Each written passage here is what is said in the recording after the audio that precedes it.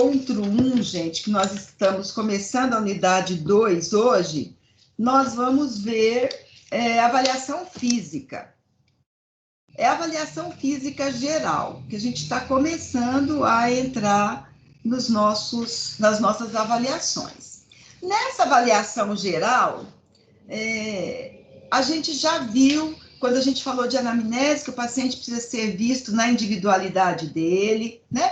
Que o enfermeiro precisa estar sempre atento às questões do paciente, atenta na forma que esse paciente está chegando para ele, ou que está com ele, na forma que ele verbaliza, porque ele pode estar verbalizando, mas tudo que a gente verbaliza tem uma carga de emoção. Que emoção é essa que ele está transmitindo? Como é que está a expressão não verbal dele? A gente viu isso em anamnese. Então, o enfermeiro, estando atento, ele consegue identificar situações de risco, por exemplo.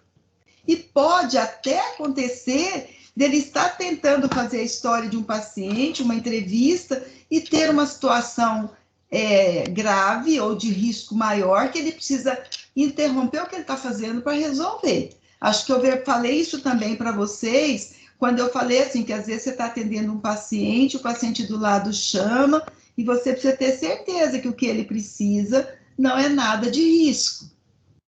Vocês lembram disso? Sim. Né?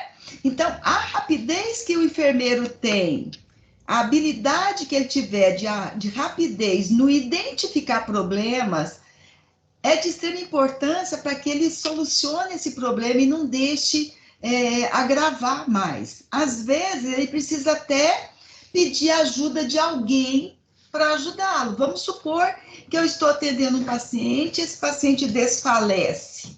Eu até consigo amparar esse paciente para ele não cair de supetão no chão, mas eu não consigo carregá-lo para pôr na maca. E daí eu vou precisar de ajuda. Isso é o mínimo que pode acontecer. Pode acontecer de um paciente entrar numa apneia, fazer uma parada cardiorrespiratória, e eu sozinha não consigo resolver, eu preciso chamar socorro, às vezes até do médico. E lembrando que a avaliação de tudo isso começa na coleta de dados, e que a gente avalia toda a aparência do paciente, toda a situação que ele está trazendo para a gente, junto com ele naquele momento. Inclusive, a gente precisa observar o comportamento desse paciente, né?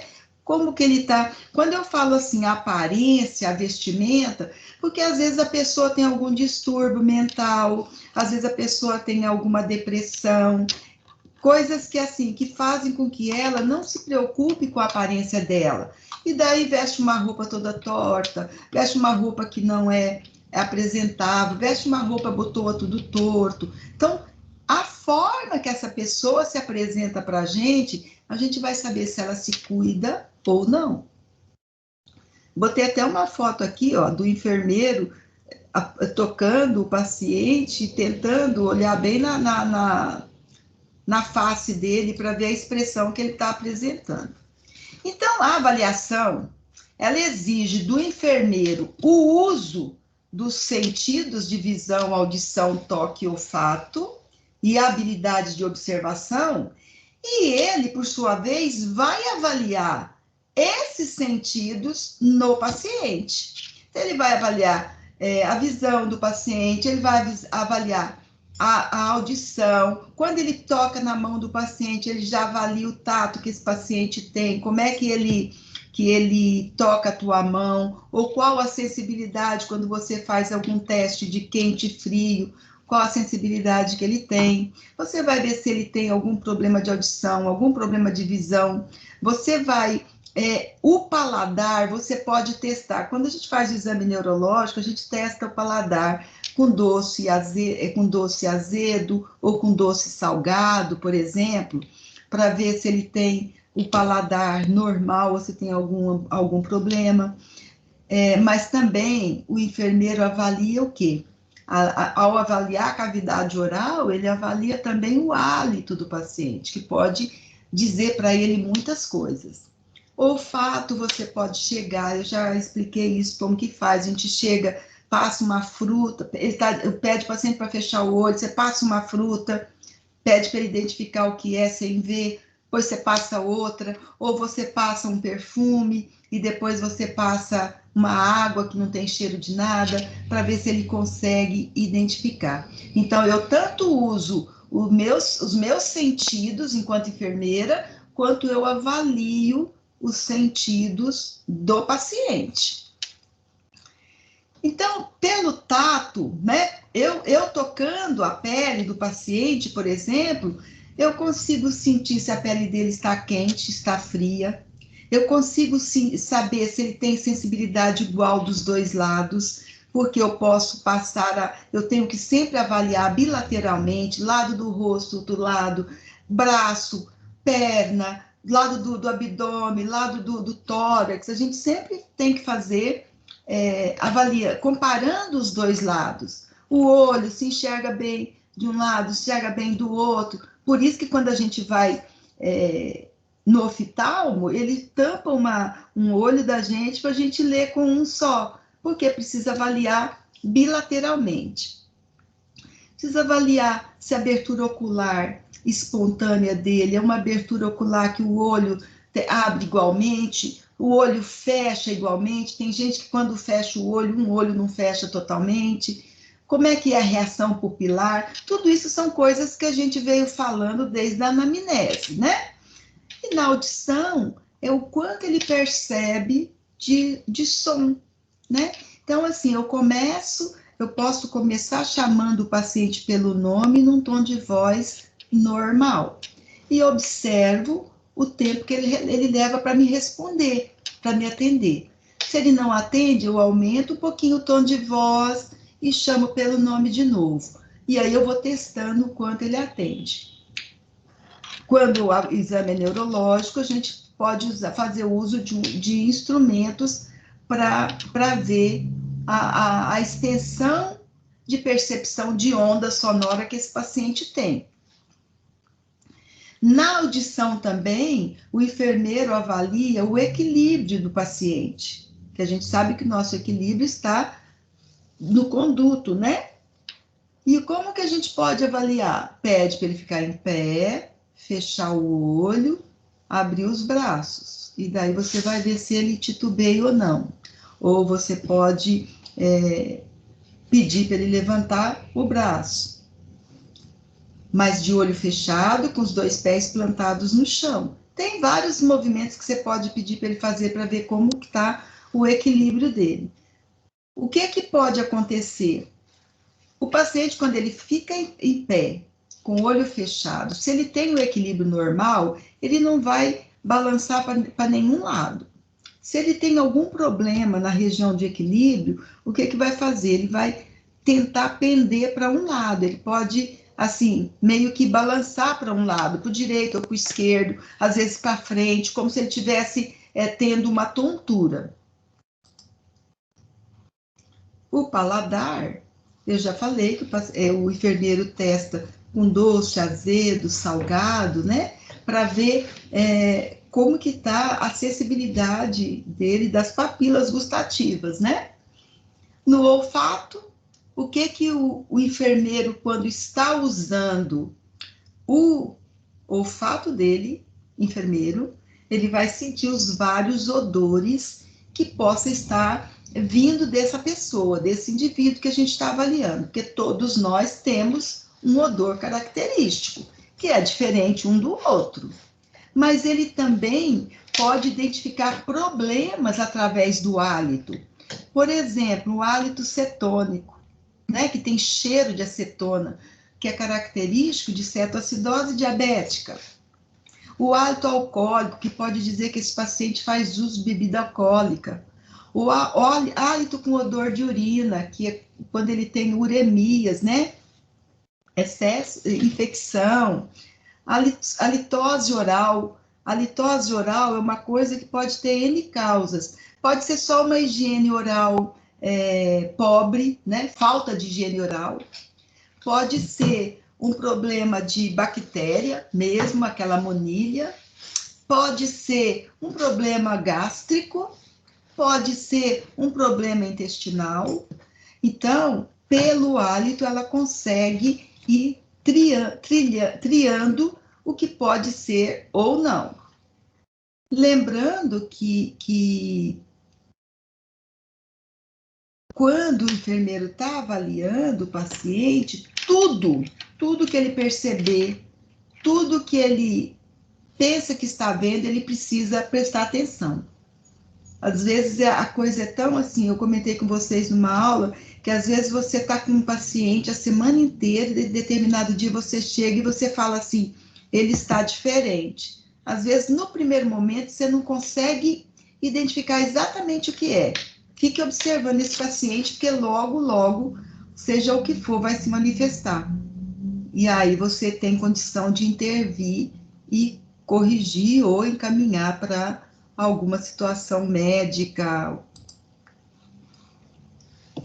A gente viu que para fazer a avaliação do paciente, a gente precisa estar num ambiente confortável. Estar num ambiente confortável e acolhedor não quer dizer estar num ambiente luxuoso. Eu coloquei 2 fotos aqui, uma é bem simples, tem a enfermeira conversando com a paciente e atrás tem um divã, porque todo consultório precisa de um divã. Porque quando vai fazer o exame físico do paciente, ele precisa se deitar, não é? Eu preciso, para fazer a avaliação do paciente, eu preciso reunir os materiais necessários que vão me ajudar a fazer essa avaliação, porque além da inspeção, eu vou fazer o uso do tato, eu vou auscultar, eu vou fazer alguns procedimentos durante essa avaliação. Lembrando que tudo que a gente vai fazer, antes e depois, a gente precisa higienizar as mãos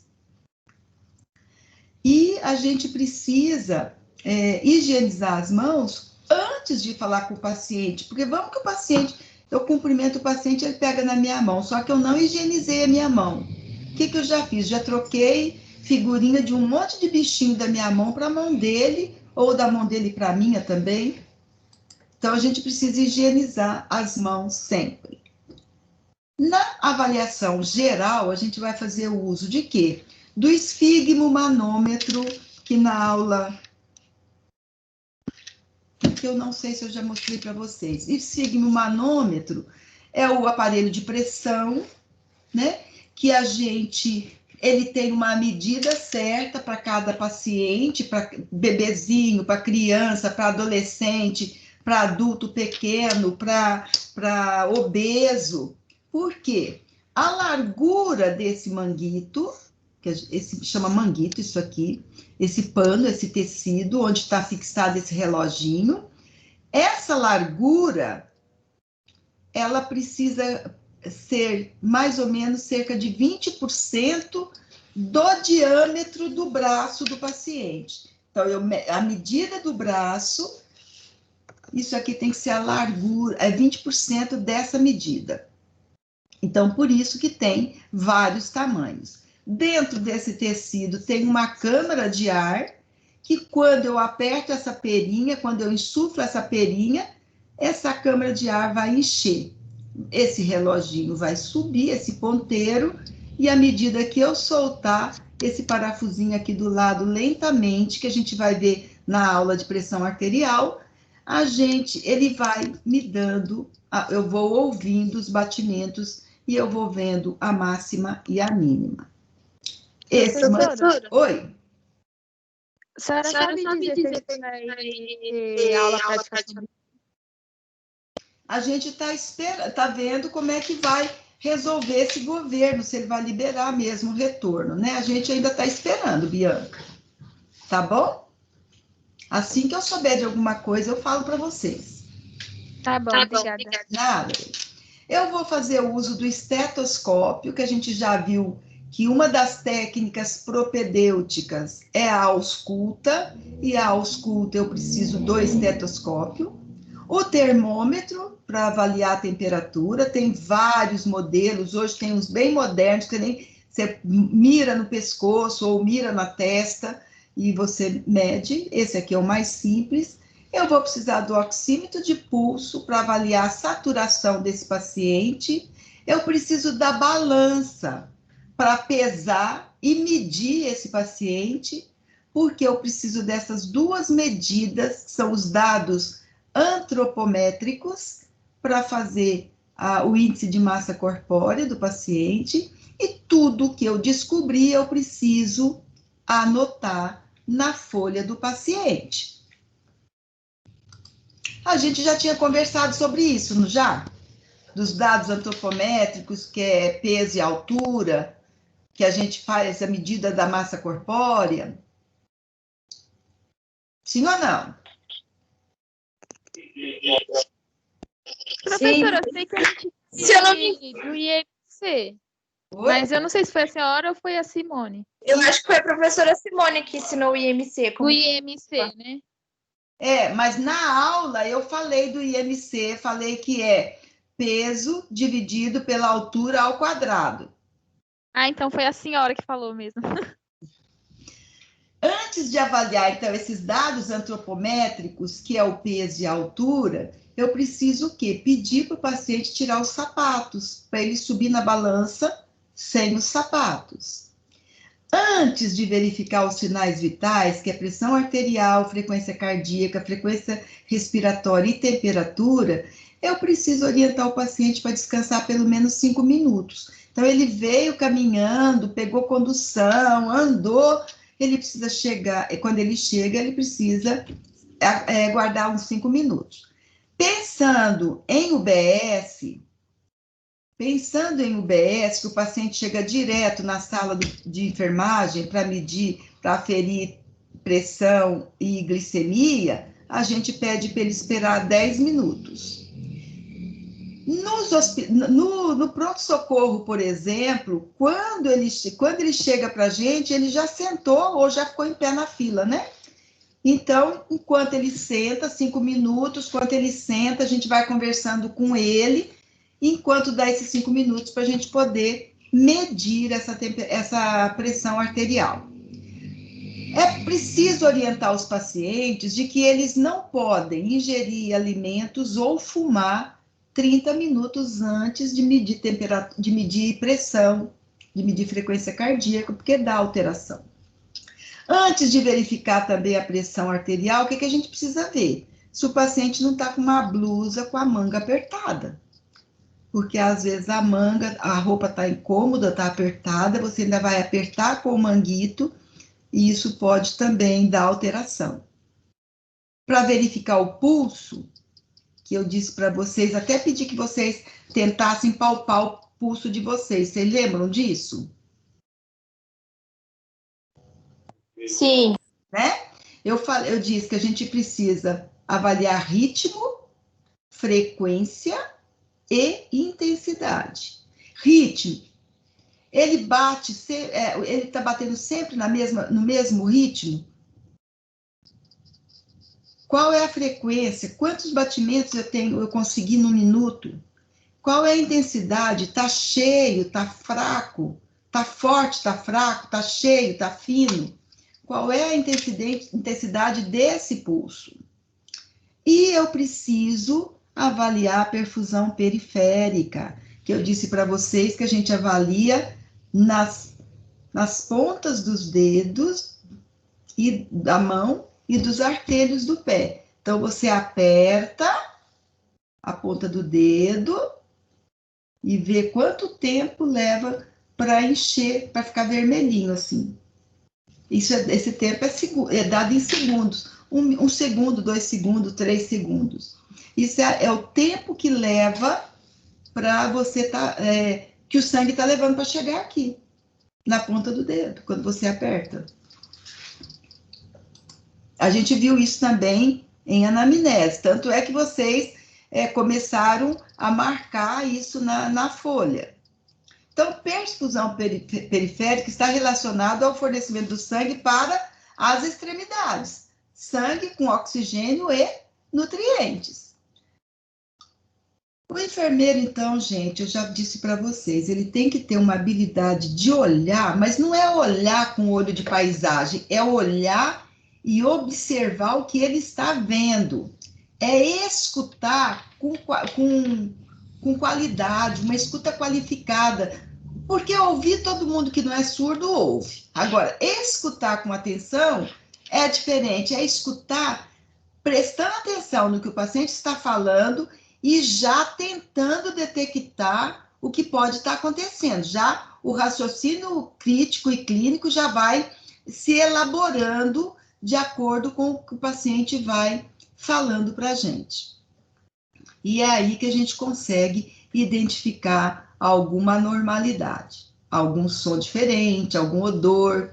Essas observações aliadas com o comportamento, a aparência e a forma do paciente se mover, né? Ele está andando bem, ele precisa de auxílio, você consegue ter a sua primeira impressão sobre o paciente. Essa primeira impressão é aquela que a gente começa a formar quando o paciente vem entrando na sala da gente, ou quando a gente entra no quarto para falar com o paciente, que você bate o olho nele e você já consegue ver se ele está penteado, se ele está com a roupa abotoada certa, a coloração da pele, você já vai, não pode perder tempo, você já vai analisando tudo, já vai avaliando tudo.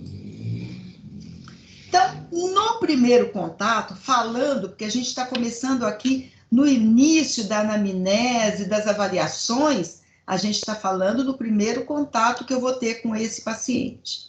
Então, no primeiro contato, eu disse para vocês, segure na mão dele e observe, enquanto ele está apertando, você está olhando para ele, vai pensando, como é que essa mão está? Ele tem força nessa mão, essa pele é uma pele fina, a temperatura da mão tá quente, tá gelada, tá suada, tem força nesse aperto de mão.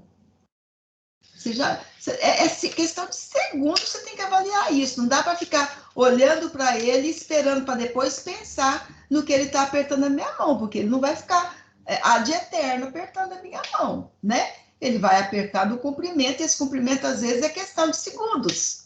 E nessa questão de segundos, eu preciso estar com a mente aberta para captar tudo.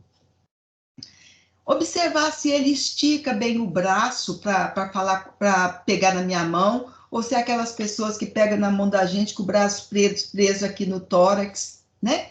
Se é isso, eu preciso observar se não tem alguma malformação, que às vezes ele não solta o braço porque não quer, ele tem problema às vezes no braço, né?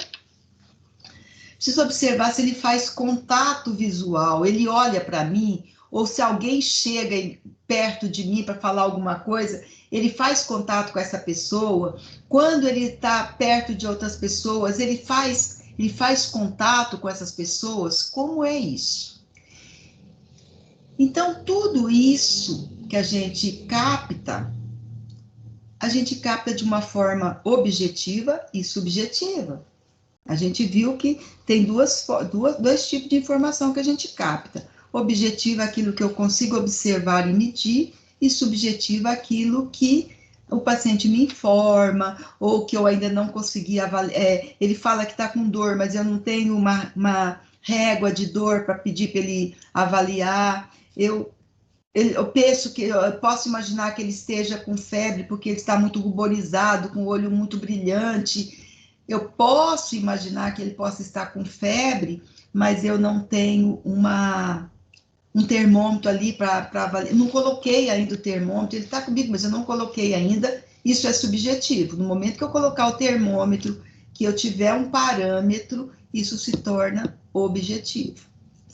E o exame físico vai servir para avaliar. Vai juntar os sinais e sintomas, os sinais com os sintomas que ele apresenta. Os sinais, aqueles que eu vou pegar na palpação, na percussão, na ausculta, porque a inspeção já me deu algumas dicas e eu vou confirmar ou descartar. O exame físico precisa ser feito de forma organizada e sistematizada, sempre no sentido céfalo-podal, sempre da cabeça. Quando eu estava dando aula para vocês e falando da gente preencher aquele formulário, que às vezes eu dava foto para vocês avaliarem, né? É preciso que comece daqui de cima e que eu vá baixando, vá avaliando tudo até o final do pé. E para isso eu vou usar as técnicas propedêuticas, inspeção, palpação, percussão e ausculta. E daí o que a gente vai avaliar no exame físico? O corpo humano, sistema músculo-esquelético. Então, a gente vai começar a ver, para depois ver todos os sistemas. O sistema músculo-esquelético nosso, ele é formado por 206 ossos e 650 músculos e articulações. Né? O que é uma articulação? É um ponto onde dois ossos se encontram para fazer a mobilidade, e nesse encontro a gente tem articulações chamadas sinoviais, que são aquelas as articulações que têm aquele líquido sinovial para lubrificar. Se não, imaginem no ombro, quando eu faço isso, assim, ó, ia estralar tudo. Quando eu dobro meu braço, ia estralar tudo. Mas não estrala, não faz barulho, não quebra, porque eu tenho, não dói, porque eu tenho líquido sinovial lubrificando as extremidades. Tudo bem até aqui? Sim, Pro. Muita coisa a gente já tinha visto, né? Falado assim esporadicamente, que vai passo a passo. E aqui, ó, primeira coisa quando a gente está avaliando o paciente, que a gente observa de diferença, é que tem diferença no homem e na mulher, estruturalmente. O homem tem os ombros mais largos, a mulher mais estreito. O homem tem o quadril mais estreito, a mulher tem o quadril mais largo.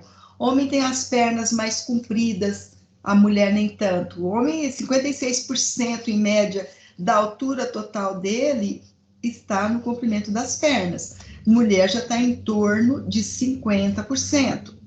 E a gente tem o nosso corpo dividido em cabeça, tronco, e membros e os apendiculares, né? Ombro e quadril, que é onde a gente faz todas essas articulações que eu estou dizendo para vocês. Então, aqui a gente tem as diferenças. O homem tem o tórax maior, mulher tem o tórax menor, né?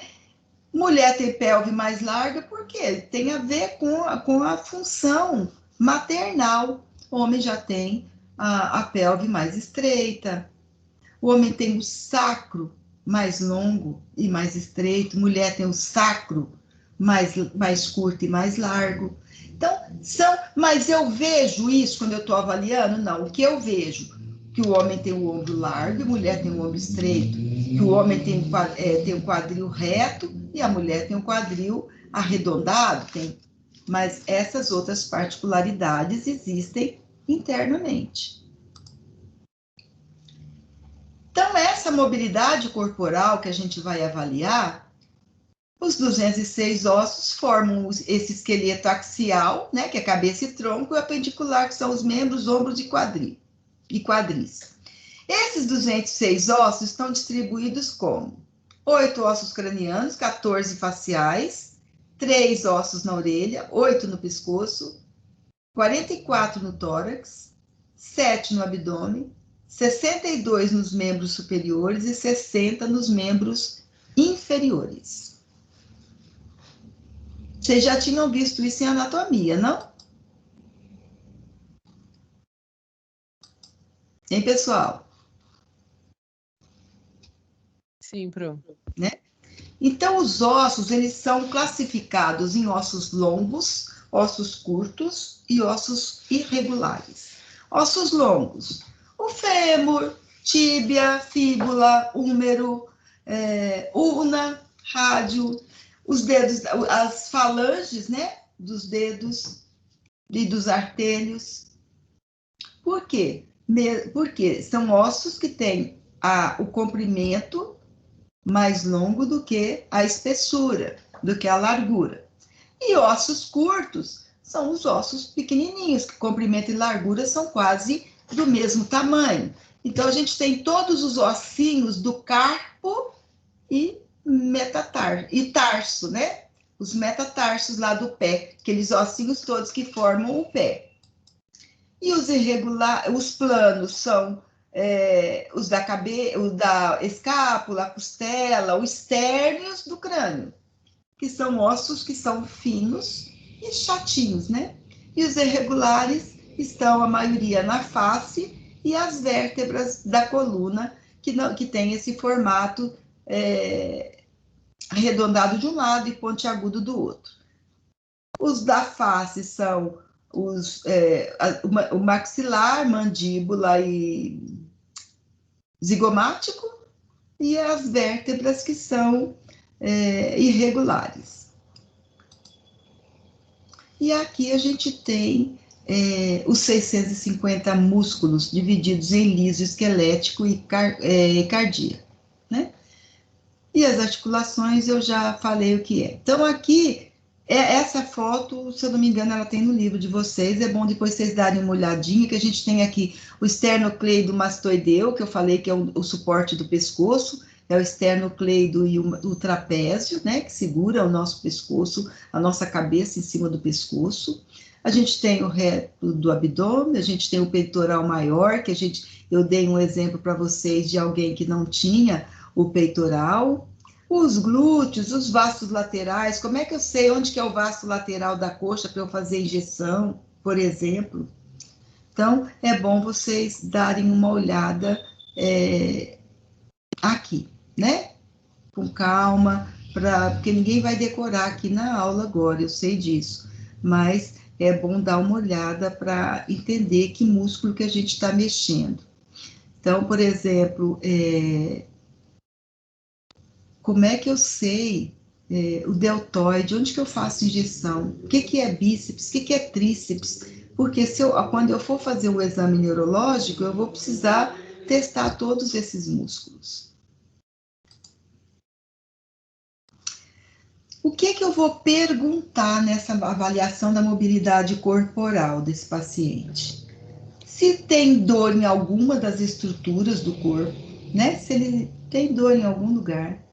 Se ele falar que tem dor, como que é essa dor? Aí eu preciso investigar como que é essa dor, quando que essa dor acontece, quanto tempo está acontecendo, se ela acontece no repouso ou se ela acontece em movimento, o que faz melhorar, o que faz piorar essa dor, se tem um horário, né, comum para ela acontecer, se é após alguma atividade diária.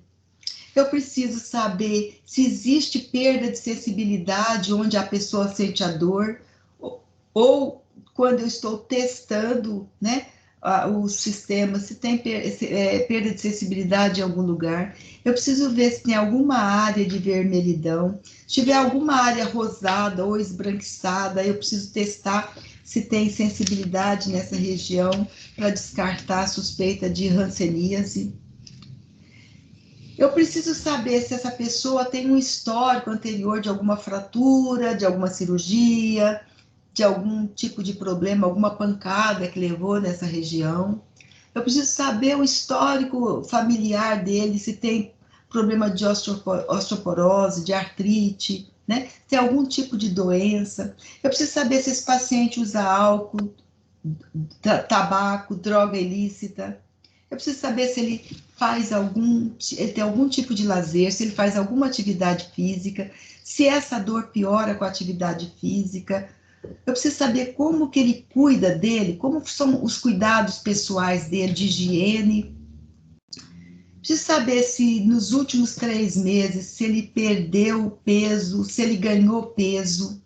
Se for mulher, eu preciso observar a faixa etária dela, para saber se eu preciso saber do período de ciclo menstrual, se está no período de reprodução, se tem risco de estar com gestação, se estiver na menopausa, se está fazendo os controles, como é que está acontecendo esse processo para ela, porque a menopausa pode gerar depressão, pode gerar sensação de inutilidade, como é que está sendo isso para ela. No caso menstrual, se tem dor, né? se tem aquelas amenorreias doidas lá, que a pessoa não consegue nem sair de casa de tanta dor. E quando eu vou fazer a inspeção, palpação, percussão e ausculta, eu preciso avaliar, inspecionar o paciente na posição ortostática, né, na posição em pé, e eu preciso avaliá-lo sentado. Porque eu preciso avaliar a coluna dele. Então, ele senta, a gente pede para ele arquear um pouco para frente e você avalia dos dois jeitos. Você vai ver expansibilidade torácica com ele em pé e com ele sentado também. Você vai ver a coluna vertebral dele, a posição da coluna com ele em pé e com ele sentado também, né? E daí você vai palpar esses músculos paravertebrais e você vai ver, sente alguma flacidez, uma fragilidade aqui, ou se tem algum espasmo, se você sente algum espasmo muscular, né? Que é aquele tremorzinho. Vou palpar os ombros desse paciente, ver tônus muscular e sensibilidade. Palpar as escápulas e os quadris. E ver força, tônus muscular e temperatura. Então, quando eu estou fazendo isso, se vocês observarem, a gente está indo lentamente para o exame físico. A gente ainda não está no exame físico propriamente dito, mas todas essas inspeções, essas palpações que a gente vai fazendo, a gente está fazendo uma avaliação física já.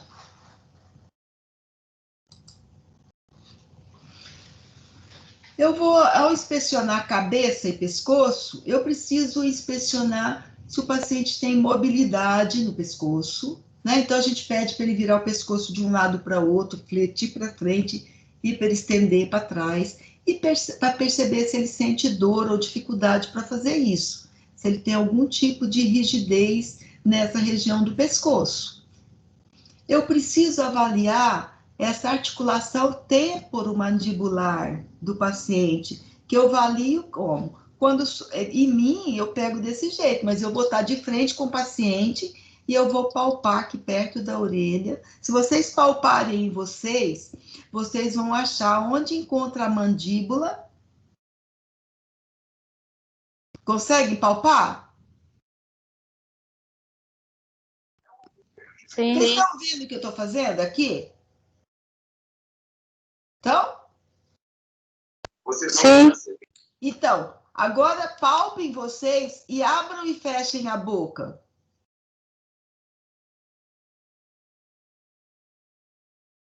O que vocês sentiram? Mexe, né? Hã? Forma tipo um buraco. Não, e é assim, ó. Para quem tem pessoas que têm isso deslocado, então é bem saltado. Você sente diferente de um lado de outro. Eu falo porque o meu direito ele é saltado, ele é deslocado. Então é totalmente diferente. O esquerdo não faz barulho, o direito faz barulho, faz crack. Alguém de vocês teve isso, não? Eu não, Pro. Não, então. Eu também não. Quem tem deslocado, o lado que é deslocado, ele faz um barulho de rangeira, assim, de. Eu preciso também avaliar, gente, tireoide, né? Eu preciso palpar a tireoide para ver se está maior de um lado que de outro, se tem bócio, se não tem. Uma das fotos que eu mostrei, acho que tinha bócio, não tinha ou não? Sim. Quando eu vou inspecionar os membros superiores e inferiores, eu preciso ter atenção nas articulações, né? Ó, punho, cotovelo, joelho, os dedos, tanto das mãos quanto dos pés, o tornozelo. Por quê? Porque por essas regiões a pessoa pode identificar dor, que pode ser um sinal de alguma doença, artrite reumatoide, gota, N coisas pode ser. Eu posso detectar dificuldade de fazer isso, né? Tem gente, por exemplo, que fala, não posso fazer isso porque meu pulso está aberto. o joelho, principalmente, por exemplo, o homem que joga futebol, que problema que ele tem no joelho, que acaba com menisco às vezes, nos tornozelos, se tem edema. O tornozelo é uma das regiões da gente palpar a tíbia posterior, né? Para a gente palpar pulso, por exemplo. Então, a gente tem que analisar todas as articulações, se a pessoa tem dor nas articulações, ou se tem edema, se tem uma vermelhidão, às vezes está bem ruborizada a região, você tem que ver se nessa região ruborizada se tem calor. Tudo bem com a mobilidade corporal? Sim. Sim. Então, vamos para a oxigenação. Quem faz a oxigenação do nosso corpo são as artérias. Sim ou não?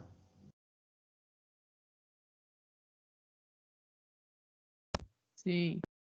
Quem dá mais? Sim ou não, gente? Fernanda falou sim. Sim, professora. Sim, pro. Então, quem faz toda a oxigenação do nosso corpo são as artérias, que saem todas a partir da aorta, que sai do coração e que vai expandir o sangue oxigenado até a ponta lá do meu grande artélio, o artélio mínimo lá do pé, né? Vai para todo o corpo. Então, existem grandes artérias que a gente precisa conhecer. Por exemplo, falando em membro superior, a gente tem a artéria braquial, que é onde a gente pode palpar o pulso braquial, mas é também onde eu meço a pressão arterial. Eu tenho a artéria radial. Qual que é a radial, gente? Ela vai em direção a quê? Rádio. Eu tenho a radial e a ulnar. Ela vai em direção. Qual que vai em direção ao quê? A radial vai em direção ao polegar e a Isso. direção ao dedo mínimo. Isso. E o que a gente precisa saber? Normalmente a gente conta, afere a frequência cardíaca pela radial. Mas vamos supor que na radial tá fraquinho, eu não estou conseguindo. Eu posso fazer uso da ulnar. Se tá fraquinho o radial, porque a radial ela é mais potente do que a ulnar. Se ela tá fraquinha, eu posso pensar que pode estar havendo algum problema. Sim ou não?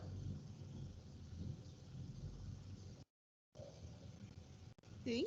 A radial também, gente, é o local onde o enfermeiro vai coletar gaso arterial quando o médico pedir. É na artéria radial. Então, a gente precisa aprender a palpar direitinho, a gente precisa conhecer a direção das artérias. Professora, a senhora falou o quê? Que a artéria radial, É onde o enfermeiro colhe a gasometria arterial. Sabe o que é isso? Quem que perguntou? A Bianca, eu não sei o que é isso não, professora. Poderia me explicar? Gasometria arterial é um exame que o médico pede para ver como que está a oxigenação sanguínea do paciente. E daí vai vir a dosagem de oxigênio, vai vir a dosagem de gás carbônico, vai vir de bicarbonato, e você colhe o sangue arterial, porque para fazer exame de sangue, a gente colhe sangue venoso, mas para gasometria arterial, a gente colhe sangue da própria artéria. E é a artéria radial a mais comum da gente coletar. Nos membros inferiores, a gente tem artéria femoral. Pro, desculpa atrapalhar. E a ulnar? O que tem ela? Ela é mais usada para quê, no caso? Não, você pode contar o pulso, mas quando eu não consigo a radial, a ulnar ela é bem mais fraquinha. Vocês palparam aquele dia em vocês. Tentem de novo. Palpem a radial e palpem a ulnar.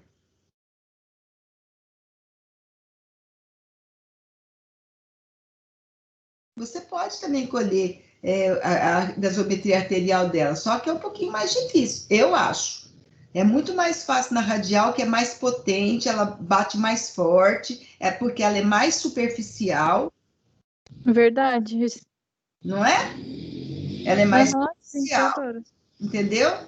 E quando você vai colher a gasometria arterial, você precisa fazer um teste chamado teste de Allen, que é palpar ao mesmo tempo as duas e apertar, a tua mão vai ficar, você aperta as duas ao mesmo tempo, a mão vai ficar esbranquiçada porque você cortou a irrigação. E daí você solta uma de cada vez para ver se as duas estão funcionando bem. Porque imagina se uma estiver funcionando ruim, você vai funcionar a outra.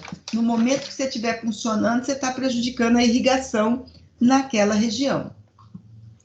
Nos membros inferiores, a gente tem a grande artéria, que é a femoral, né? Que ela vai aqui pela face meio que interna da coxa, e ela pela frente, mas mais para lateral interna, para a face interna, e ela faz um ângulo para trás, ela passa atrás do joelho.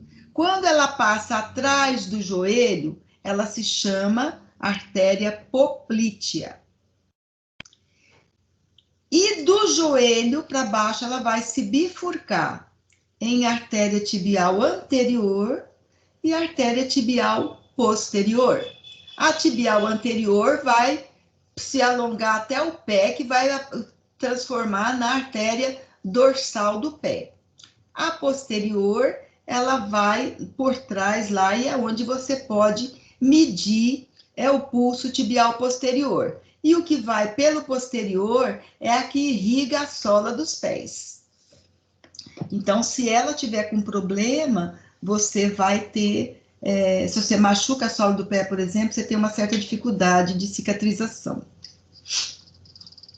Tudo bem? A foto aqui está bem explicativa. A artéria braquial, o local do pulso braquial, depois, logo abaixo do cotovelo, a artéria radial à direita, a artéria ulnar à esquerda, que é a bifurcação da artéria radial, e daí vai ter o arco da palma da mão, e os locais de medida de pulso, ó.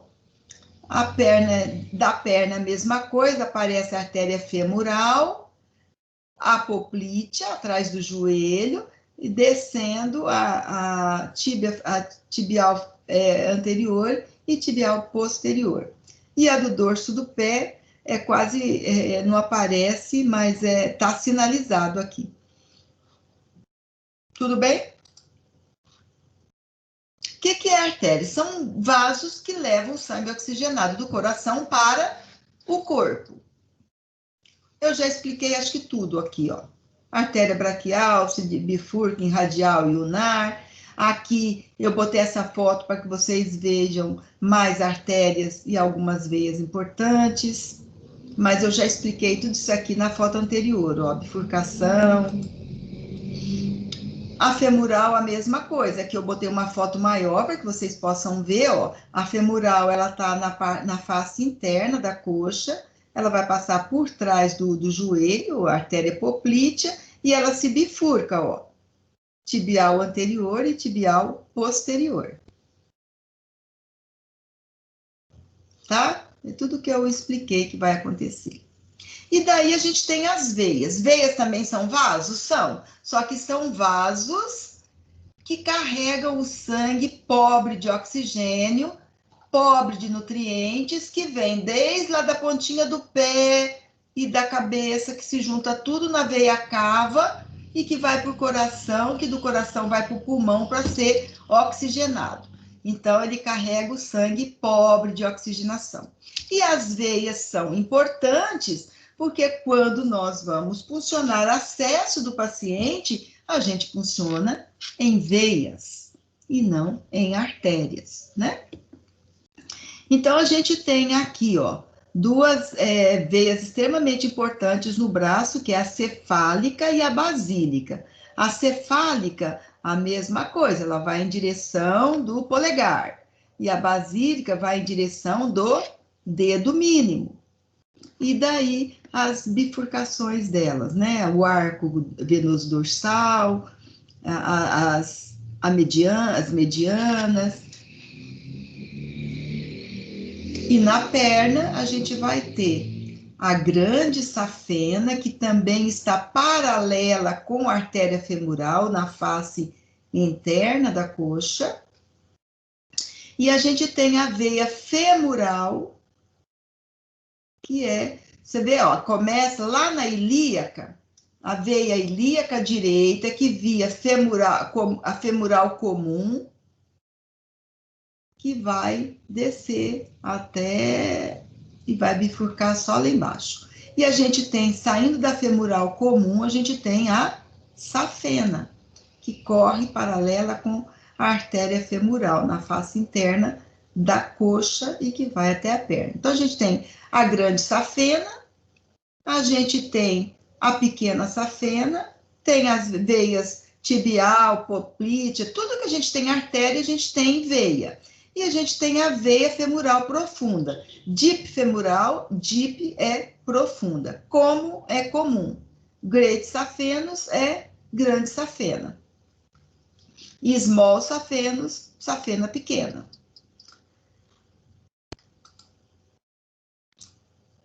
E a gente tem a circulação, a gente viu dos membros superiores, a gente viu dos membros inferiores, e a gente vai ver as veias da cabeça e pescoço, né? Que a veia cava é a responsável por captar tudo que vem da cabeça e do pescoço e jogar no coração.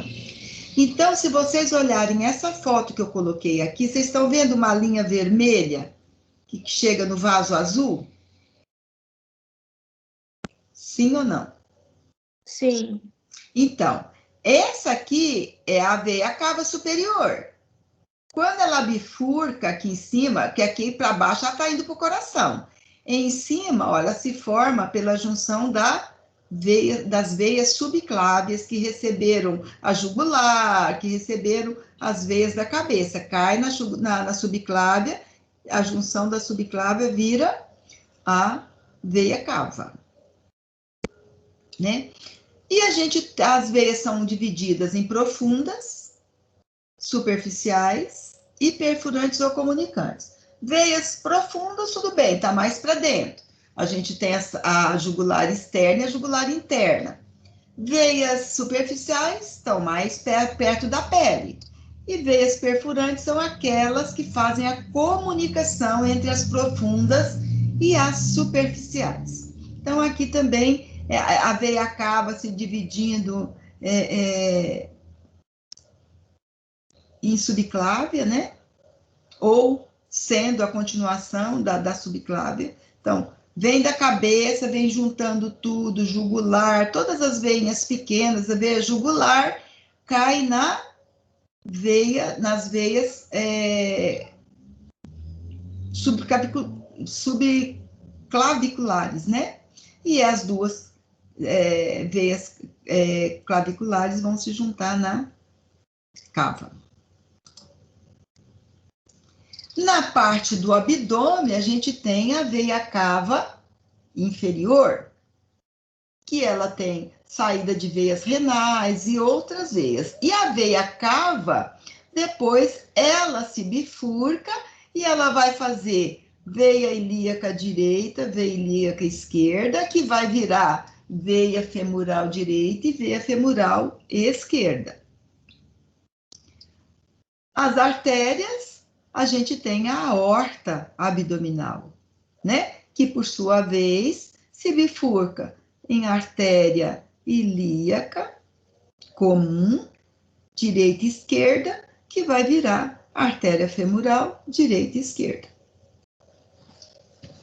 E tem a saída para os rins, que da aorta sai a artéria renal direita e artéria renal esquerda. Os desenhos eu pus para facilitar vocês gravarem o que é o que e de onde que sai cada coisa. O que perguntar quando eu estou avaliando o paciente e o que coletar. Então, eu vou analisar, observar qualquer alteração de cor, gente, de textura, qualquer alteração na cor da pele, na textura da pele, a pele está áspera, a pele está ressecada, a pele está umedecida, a pele está com a temperatura alterada, está com a temperatura alterada para quente ou para frio, a pessoa tem dor nos pés, nas pernas, nas panturrilhas, o que piora, o que alivia? É muito comum. Mulher, homem já tem também, mas é mais comum em mulher, as dores na perna por causa de varizes demais, né? Presença de cianose, o que é cianose? Aquela cor arroxeada, presença de edema, parestesia. Quando eu falo cianose, eu já falei que é a cor arroxeada. Edema, todo mundo sabe que é inchaço, só que o nome técnico, científico é edema. Parestesia, vocês sabem o que é? Não, Não. Parestesia é o famoso formigamento. Então, eu não posso falar que o paciente está com formigamento, o paciente está referindo parestesia. Ele vai falar para mim que está formigando. E eu vou lá escrever formigando? O que vocês acham? Não, Pro, esses dias Não, tem eu que usar estava o até termo em dúvida técnico. no trabalho que eu fiz, que É. eu coloquei formigamento e eu não sabia o termo que usava. Então, é parestesia. Agora já aprendeu mais um termozinho.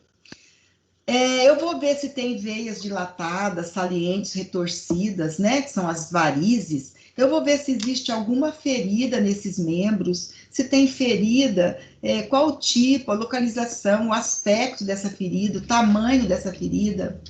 Eu preciso saber se ele tem histórico, né? Se na vida dele, se ele já teve cirurgia vascular ou cardíaca, se na família dele tem pessoas portadoras de diabetes, hipertensão, doença cardíaca, se ele faz uso de alguma medicação para insuficiência arterial, se ele usa roupa e calçado confortável, se ele é uma pessoa que está na minha frente e fica cruzando e descruzando a perna constantemente, se ele faz atividade física. Oi.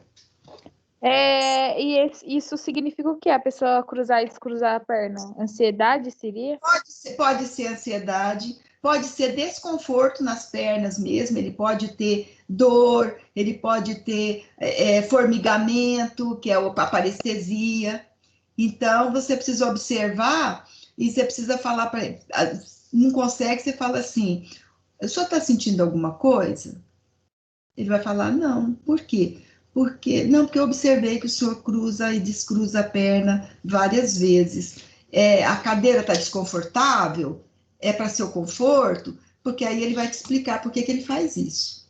Mas, geralmente, quem tem dor nas pernas não consegue ficar na mesma posição muito tempo. Quem tem parestesia também não. Porque quando cruza, aumenta, né? Por exemplo, vamos supor que ele tem parestesia na perna esquerda, ele cruza a direita em cima dela, ou ela em cima da direita. A posição de pressão já vai aumentar isso daí. Entendeu, Bianca? Entendi, sim. Se ele faz alguma atividade, qual e com qual frequência, se ele fuma, né? Se ele, eu não fumo, mas o senhor, nada, porque às vezes fala assim, eu não, cigarro não fumo não, mas fuma narguilé, ou fuma cachimbo, tudo é a mesma coisa, é tabaco, né? E se é homem, se é do sexo masculino, o que a gente precisa saber? A gente precisa avaliar se ele tem alguma alteração na função sexual, se ele tem alguma alteração no sistema urinário. Por quê? Homem, a partir de uns 40, 45 anos, se ele é uma pessoa que não se cuida, ele vai começar a ter diminuição de jato urinário. E a gente sabe que o órgão sexual do homem também é o órgão de urina, né? Então, um atrapalhando interfere no outro. Então, a gente precisa ver como que é a função sexual dele, como que tá o sistema urinário. E daí, a gente vai fazer uso, lembrando aqui que vocês não podem esquecer disso, as técnicas propedêuticas. Qual que é a primeira que está aqui, gente, na foto? A lupa quer dizer o quê? Visão. Visão. Inspeção. Inspeção. O esteto. Ausculta. Asculta. Ausculta. As duas fotos seguintes, o que está acontecendo aí? Palpação. Palpação, né? Uma com mão sobreposta e a outra de palpação digital, dos dois dedos, ó, indicador e médio. E nas duas últimas? Percussão. Percussão. Que tipo de percussão é essa? Pronto. Aí você pegou, professora. Dígito digital, ele não vai bater o dedinho dele na falange do dedo esquerdo, tá até a seta lá, ó. A foto é sequencial, é uma foto só isso aqui. A pessoa botou a mão no lugar que ele quer percutir e na outra foto a mão dele está indo para bater no dedo, ó. É dígito digital. Professora, então eu só bato no meu dedo para não causar, sei lá, Não, é uma técnica. uma marca no cliente? Não, é uma técnica. Eu tanto posso palpar com a ponta dos dedos, como eu posso. A ponta dos dedos, como que é? A percussão por ponta de dedo. Essa aqui é dígito digital, porque eu vou bater o meu dígito na minha digital. Meu dedo está apoiado lá, eu vou bater o meu dedo da mão direita, da mão dominante, em cima do dedo. Eu não vou bater no doente. Que tipo de percussão é essa?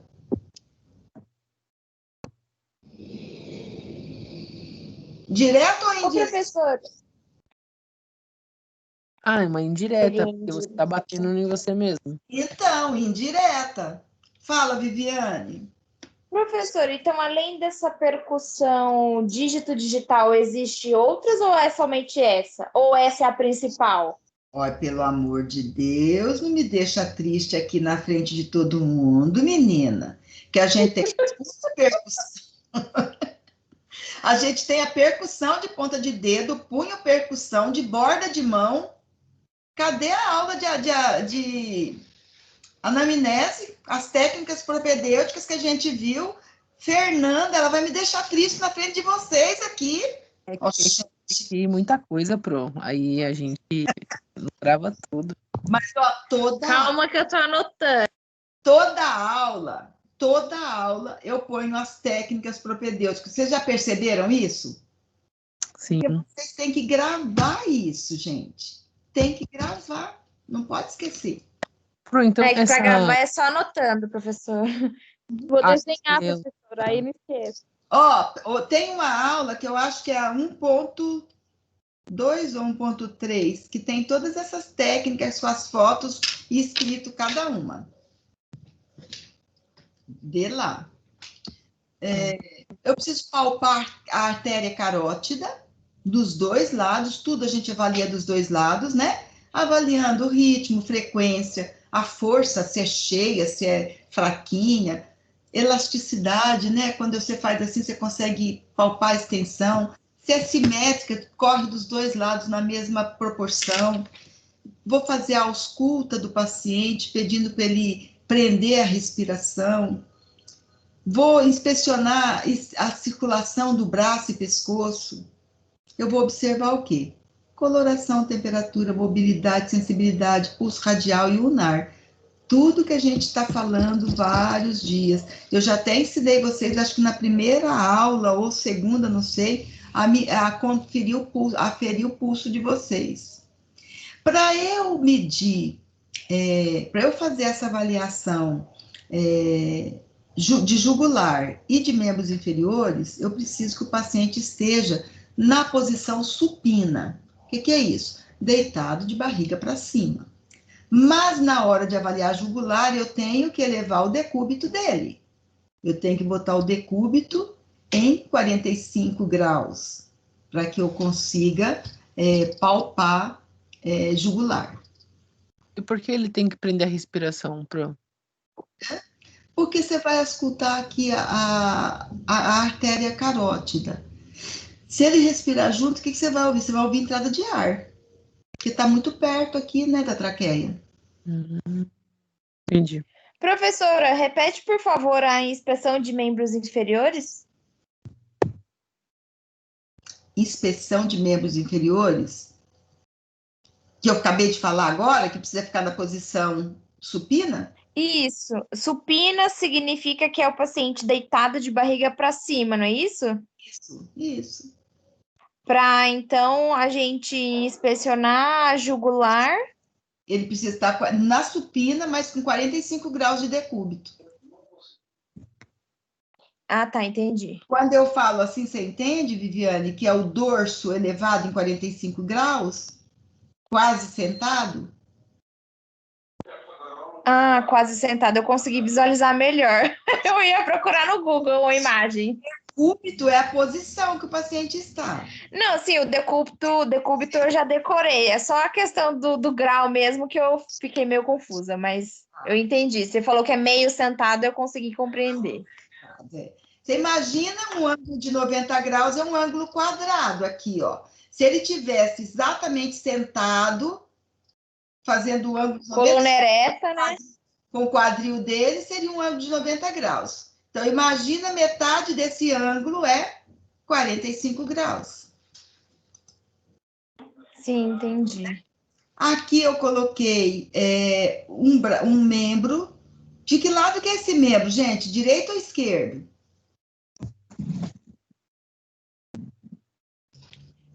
Direito? Acho que é. Oi?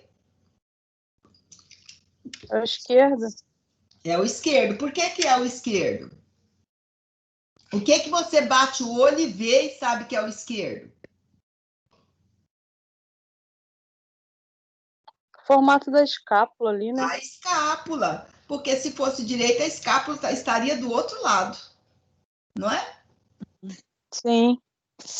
Então, e aqui eu coloquei para vocês, ó, artéria axilar, que vai virar a artéria braquial, que vai descer na altura do cotovelo, ela vai bifurcar. Eu botei para vocês verem bem a bifurcação. Daí ela vira artéria radial e artéria ulnar. Tá? Para eu fazer isso, palpar o ombro, eu preciso que o paciente esteja sentado. Então, você aproveita que ele está naquela posição de decúbito elevado e você já vê o ombro, já avalia os braços. Nos membros inferiores, a gente vai fazer a mesma coisa.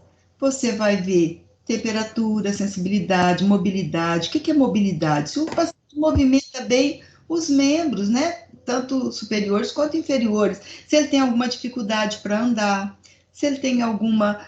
tem paciente que às vezes tem a perna mais encurtada por acidente, por uma série de coisas, ou tem paciente que tem fraqueza numa das pernas por uma sequela de AVC. Qual é a mobilidade desse paciente? Qual é a sensibilidade da pele? Eu vou testar a sensibilidade.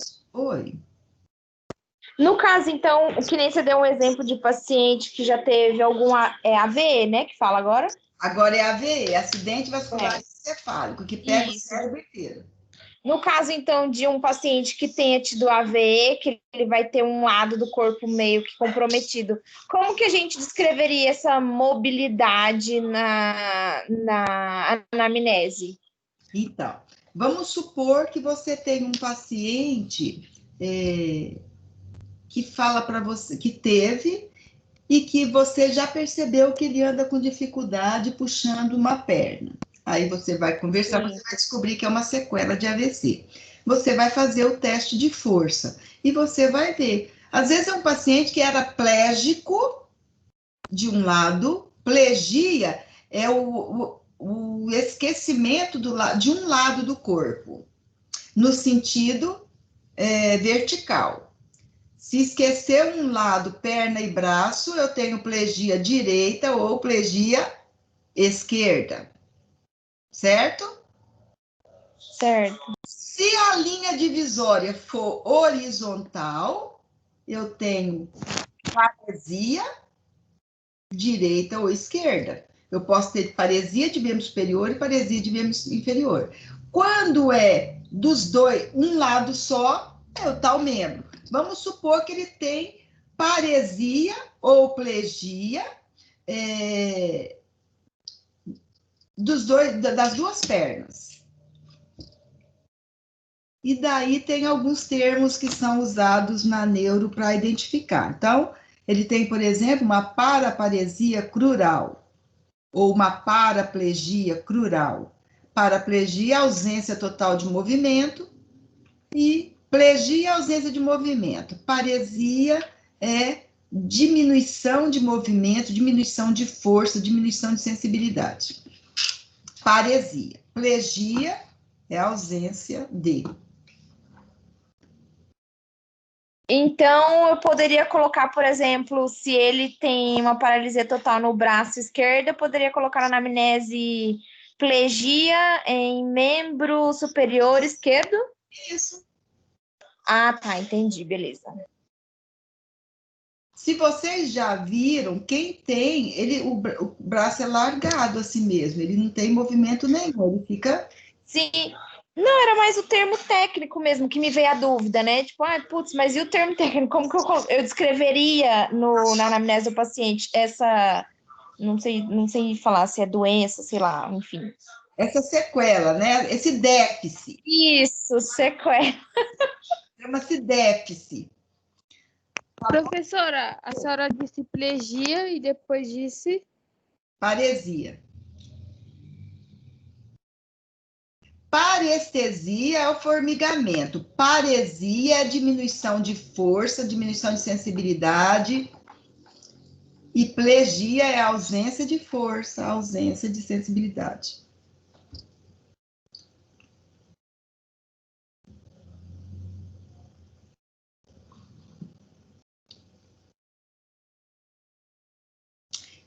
Vamos lá. Então, no membro inferior, a gente vai avaliar as mesmas coisas, a gente vai verificar as veias superficiais, a gente vai ver se tem presença de varizes, a gente vai avaliar a pele, presença de edema, a gente vai testar os pulsos, né? Pulso femoral, pulso poplíteo, pulso pedioso, pulso tibial posterior. Avaliar existência de flebite profunda, às vezes a pessoa queixa que tem dor na panturrilha, então o que eu preciso, mas não tem nada aparente, não tem varizes, o que eu preciso ver se não tem uma flebite profunda, então eu vou apertar, vou comprimir uma pressão rápida da panturrilha contra a tíbia dela, e daí eu vou verificar como é que funciona as válvulas, né, se a irrigação continua normal. Eu vou ver veia varicose. Professora, flebite é febre? Oi? Flebite é inflamação. Tudo que é terminado com it quer dizer inflamação. Então, inflamação de veia.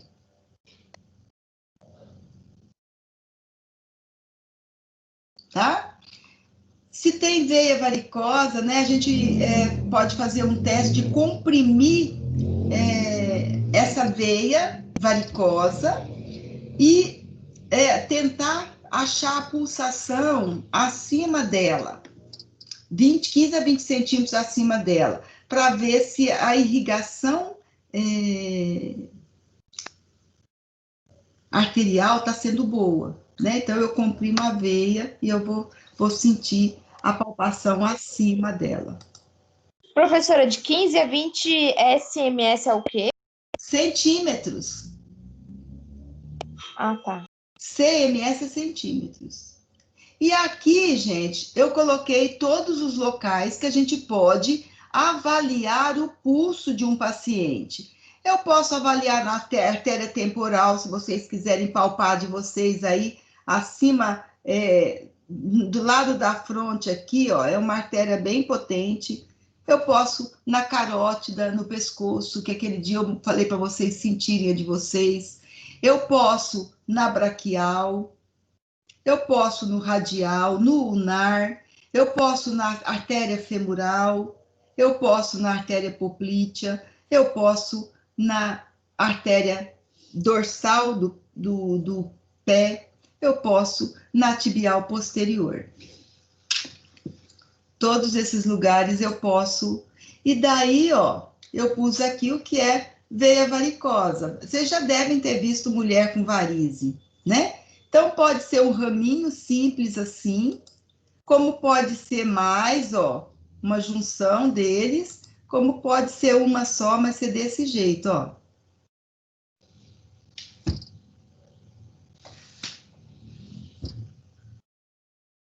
Dúvidas, gente, dessa aula?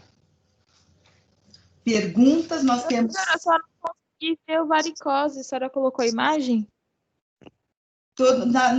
No slide 32 tem.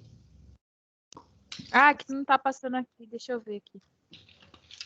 Eu vou voltar o meu e passar de novo para ver se vai para você. Pro, por que fica tão saltado assim? Porque cria uma circulação errada, né? É como se fosse uma circulação colateral. Ao invés de ir pela veia safena, que é potente, grande safena, pequena safena, vai fazendo uma circulação colateral. Você está vendo aqui no primeiro desenho, ó? Você tá, a safena, olha como as veinhas vão. Por algum motivo, ou por uma obstrução, o sangue vai fazendo uma circulação colateral. E ele faz uma circulação colateral em vasos pequenos, que não tem potência para fazer a circulação fluir, né? E aí vai fazendo isso, vai fazendo esses nós, vai fazendo essas paradas aí. Tá bom. Aí quando vai... Professora, no caso dessas varicoses, elas podem prejudicar de alguma forma as artérias? Não, a veia prejudicar a artéria, não. Agora, quando Somente os membros. dá muita dor, né? Dá edema, se para a circulação, esse retorno, porque esse retorno, isso aí é sangue venoso que tinha que estar retornando pela safena para ir para a veia femoral, da veia femoral ir para a veia ilíaca e chegar na veia cava e ir para o coração. Ela está fazendo um curso errado. Entendi. Essa terceira foto, para essa veia mais saltada, não pode fazer massagem próximo dela, não, né? Não, de preferência não, porque a pessoa tem muita dor aí, viu? Certo. E uma dúvida, Professor, tinha informado uma artéria que irrigava diretamente os pés. Se os pés estiver muito inchado, se for um inchaço de sangue mesmo, também não pode massagear o pé, né? Pode, sei lá, algum coágulo, pode... Não, inchaço de sangue não tem. Quem que tá falando comigo? Ricardo? Fernanda. Não, inchaço de sangue não. Edema é sempre líquido fora do trajeto normal. Então, não entra na célula e fica no extracelular. E daí vai fazendo esses edemas. Então, alguma coisa está errada com a filtragem desses líquidos de retorno. Porque quando filtra o líquido, quando sai da célula, vai o sangue, vai voltando para a veia cava, é daí que vai sair para a eliminação. Se não está voltando, se não está acontecendo isso, ele vai ficando no extracelular, é por isso que dá edema. Certo. É que acho que eu ouvi dizer que não pode massagear pés muito inchados, mas não sei o porquê. Acredito que massagem você tem que fazer, colocar numa posição para favorecer a drenagem de volta, né? Então, por exemplo, uma patologia que dá muito edema de pés é a insuficiência cardíaca. A insuficiência cardíaca, que o coração é fraco do lado direito, por exemplo, para puxar. Então, você tem que fazer esse paciente ficar com as pernas elevadas para facilitar o retorno desse sangue. Entendi. professora, Hum. a minha avó, ela operou da safena, mas ela sente dor ainda. E mesmo assim eu faço massagem, acho que não tem nenhum problema, né? Porque ela disse que alivia. Então, precisa ver, às vezes, assim, faz tempo que ela operou? Acho que faz 2 anos. Já era para ter passado. Se tirou, é que às vezes operou a pequena safena e a grande safena também está com problema, né? Ela ficou, fez um monte de cortinho na perna, não fez? Sim, fez. Porque faz, em espaço em espaço, faz cortinho e vai puxando a veia com a agulha de crochê. Foi assim mesmo. Dúvidas? Mas ficou bem roxo assim na perna dela. Eu não sei por que fica assim. Fica roxo um tempo e fica uns 6 meses com parestesia. Por uns 6 meses ela fica sentindo a perna adormecida, assim, formigando. Professor, uma pergunta besta. No caso, então, dessas varizes, assim, que precisam ser removidas com cirurgia, não aparece outras veias no lugar, né? Tirou aquela veia, já era. Tirou aquela, a gente tem a grande safena, tem a pequena safena. Se ela tem fragilidade capilar, porque isso você concorda que é uma fragilidade capilar? Ela pode ter de novo. Sim. Você não vê que tem mulher que tem o pé cheio daqueles vasinhos, bem roxinho, e que nas pernas... Então, isso é fragilidade capilar. Se ela tiver fragilidade capilar, pode acontecer em vários vasos. Não, sim, mas eu digo assim, se retirar, no caso de uma dessas veias, precisa ser retirada em cirurgia, não aparece outra veia no lugar, vamos dizer. Ou outras veias próximas ao mesmo lugar podem ficar dessa mesma forma. Todas as retiradas de cirurgia não nasce outra no lugar, né? Não nasce outra. Não nasce outra. Entendi. Tá? Dúvidas, pessoal, dessa aula de hoje? Porque no retorno do intervalo a gente vai para outra aula. Só na aula prática, Pro, vai ter as dúvidas. Mas aí é bom se a gente conseguir voltar para a aula prática. Verdade. Legal. Pro, porque muita coisa que você falou aqui é meio difícil de só imaginar. Essa aula sem prática Verdade. não é nada. E assim... E da prática teórica. Diz que eu vou pedindo vocês para testar o de vocês, porque você precisa saber o que é normal, para quando você encontrar um diferente, você saber que está diferente. É verdade. Né? Então, assim, se você testa, palpa o teu pulso, palpa todas as tuas regiões de pulso, para sentir como que local que palpa, como é que você tateia, como é que você acha, você vai saber achar no outro. Quando a gente for para a prática, eu acredito que vocês vão auscultar uns aos outros, para você identificar o que é um som normal, para quando você pegar um paciente com uma coisa, com uma intercorrência, você saber que está diferente. Porque não dá para saber se você não souber o que é normal. Verdade, Pro. Eu falo assim, o ruído hidroaéreo do abdômen é um ruído que tem gente que faz aquele ruído de quando está com fome, que é aquele ronquinho. Tem outros que parecem uma cascatinha, assim. Falar isso para mim, que já ouvi várias vezes, é uma coisa. Para quem nunca ouviu, não consegue ter a noção exata. Aí precisa... O tenso é se um de nós estiver normal, né? Não, se tiver, vocês já vão identificar. Sim. Né? Pessoal, 15 para as 9. Vocês querem fazer um intervalo? 9 horas a gente volta com a outra aula? Pode ser?